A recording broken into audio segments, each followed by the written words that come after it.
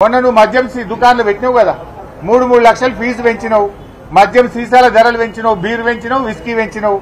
మొన్న మద్యం అప్లికేషన్ల మీద నీకు 3,000 కోట్ల రూపాయలు డబ్బు వచ్చింది కదా, ఒక సగం ఇచ్చేయి మా ఆటో కార్మికులను యాడ్ చేసుకుంటారు.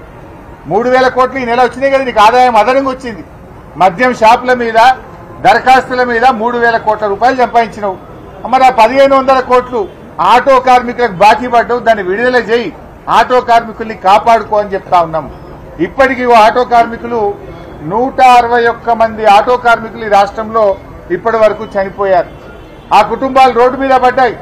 చనిపోయిన ఆటో కార్మికుల కుటుంబాలకు 10 లక్షల రూపాయల ఎక్స్గ్రేషియా ఇవ్వాలని బీఆర్ఎస్ పార్టీ పక్షాన డిమాండ్ చేస్తా ఉన్నాం. ఇవాళ ఆటో కార్మికులు ఇంకా ఎవరు కూడా చనిపోవద్దని కూడా తమ్ముళ్ళని మేము కోరుతా ఉన్నాం. ధైర్యంగా ఉండండి, పోరాడుదాం.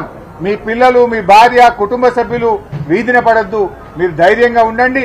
మళ్లీ వచ్చేది బీఆర్ఎస్ ప్రభుత్వం, తప్పకుండా మిమ్మల్ని కాపాడుకుంటుంది.